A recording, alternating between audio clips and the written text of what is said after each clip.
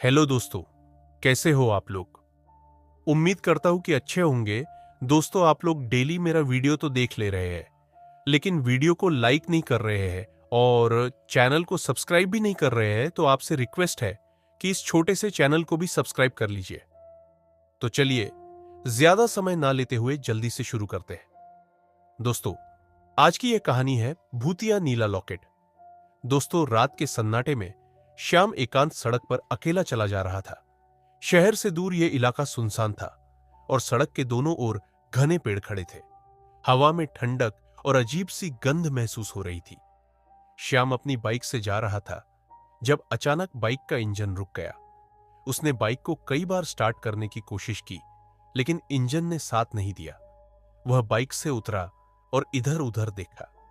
कुछ दूरी पर उसे एक पुराना उजाड़ सा बंगला दिखाई दिया। वह सोचने लगा कि शायद वहां मदद मिल जाए। जैसे ही वह बंगले के पास पहुंचा, उसने देखा कि बंगले के दरवाजे पर एक नीला लॉकेट लटका हुआ है। वह लॉकेट अजीब ढंग से चमक रहा था। श्याम ने उसे अनदेखा करते हुए दरवाजा खटखटाया। कुछ देर बाद दरवाजा खुद ब खुद खुल गया। अंदर अंधेरा था, लेकिन उसने अंदर जाने का साहस किया। अंदर कदम रखते ही दरवाजा जोर से बंद हो गया। श्याम चौंक गया। उसने दरवाजा खोलने की कोशिश की, लेकिन दरवाजा जैसे जाम हो गया था। अब उसके पास कोई और रास्ता नहीं था। वह धीरे धीरे अंदर की ओर बढ़ा। अंदर दीवारों पर धुंधले चिन्ह बने हुए थे, जो शायद किसी पुराने जमाने के थे। अचानक उसे महसूस हुआ कि कोई उसके पीछे चल रहा है। उसने पीछे मुड़कर देखा, लेकिन वहां कोई नहीं था। तभी उसने उस लॉकेट को अपनी जेब में पाया, जबकि उसने उसे छुआ भी नहीं था। श्याम डर के मारे कांपने लगा। उसने लॉकेट को दूर फेंकने की कोशिश की, लेकिन लॉकेट उसके हाथ से चिपक गया। तभी एक धीमी आवाज गूंजने लगी, लॉकेट को वापस दे दो, यह मेरा है। श्याम की आंखें फटी रह गईं। उसने देखा कि एक सफेद साड़ी में एक औरत उसके सामने खड़ी थी। उसके चेहरे पर गहरे घाव थे और आंखों में सिर्फ सफेदी थी। वह औरत श्याम के पास धीरे धीरे बढ़ रही थी। श्याम चिल्लाया, यह लॉकेट मैं नहीं लाया, यह अपने आप मेरी जेब में आया है। औरत ठिठक गई। उसने अपनी उंगली से लॉकेट की ओर इशारा किया और श्याम के हाथ से वह लॉकेट अपने आप हवा में उठ गया। औरत ने लॉकेट को पकड़ते ही एक चीख मारी और पूरा बंगला कांपने लगा। श्याम बेहोश होकर जमीन पर गिर गया। सुबह जब उसकी आंख खुली तो वह सड़क के किनारे पड़ा हुआ था।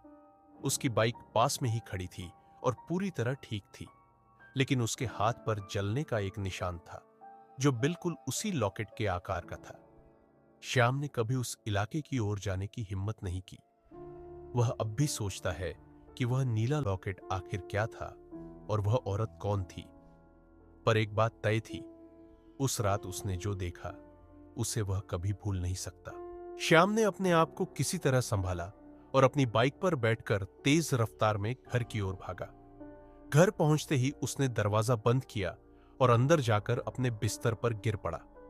लेकिन उसके मन में हर वक्त उस नीले लॉकेट और उस सफेद साड़ी वाली औरत की तस्वीर घूमती रही। उस रात श्याम सो नहीं पाया। जैसे ही वह आंखें बंद करता, उसे महसूस होता कि कोई उसके कमरे में है। हर तरफ एक अजीब सी ठंडक फैल गई थी। कमरे की खिड़की अपने आप खुलने लगी और पर्दे हवा में उड़ने लगे। तभी श्याम को लगा कि कोई उसके कान में फुसफुसा रहा है, लॉकेट अभी भी तुम्हारे पास है, इसे वापस करो। श्याम घबरा कर उठ बैठा। उसने अपनी जेब टटोली तो वहां कुछ नहीं था, लेकिन जब उसने अपनी कलाई देखी तो पाया कि वह नीला लॉकेट उसकी कलाई में बंधा हुआ था। उसने घबराकर उसे उतारने की कोशिश की, लेकिन वह उसके हाथ से चिपक गया था। अब श्याम ने तय किया कि उसे इस रहस्य का पता लगाना होगा। उसने अपने गांव के एक बुजुर्ग पंडित से संपर्क किया, जो तंत्र मंत्र और आत्माओं के मामलों में अनुभवी थे। पंडित ने श्याम की कलाई पर बंधे लॉकेट को देखकर चौंकते हुए कहा, यह साधारण लॉकेट नहीं है, यह किसी प्रेत आत्मा से जुड़ा हुआ है। तुमने इसे वहां से उठाया है जहां इसे कभी नहीं छेड़ना चाहिए था। श्याम ने डरते डरते सारी घटना पंडित को बता दी। पंडित ने कहा, यह लॉकेट एक अभिशाप से जुड़ा है। यह उस महिला का है जिसकी हत्या इसी बंगले में हुई थी।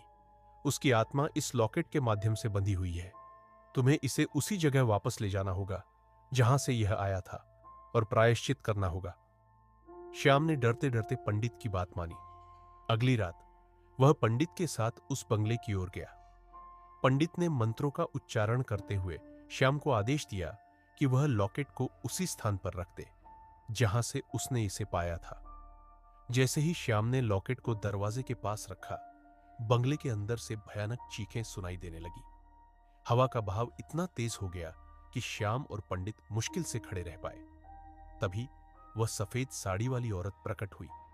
उसकी आंखों से आंसू बह रहे थे, लेकिन वह आंसू नहीं, खून था। उसने धीरे धीरे लॉकेट की ओर हाथ बढ़ाया और उसे अपने गले में पहन लिया। फिर उसने श्याम की ओर देखा और कहा, अब मैं मुक्त हो रही हूं, लेकिन ध्यान रखना, इस बंगले के पास कोई ना आए, यह स्थान शापित है। औरत हवा में विलीन हो गई और बंगले के दरवाजे अपने आप बंद हो गए। उस दिन के बाद श्याम ने अपनी जिंदगी में कभी उस रास्ते पर कदम नहीं रखा। लेकिन आज भी लोग कहते हैं कि अगर कोई उस बंगले के पास जाता है तो वह नीला लॉकेट रहस्यमय ढंग से उसकी ओर खींच जाता है। यह रहस्य अब भी बना हुआ है। क्या वह आत्मा वाकई मुक्त हुई या वह अब भी उस लॉकेट के साथ किसी नए शिकार की तलाश में है? दोस्तों, आज के लिए बस इतना ही।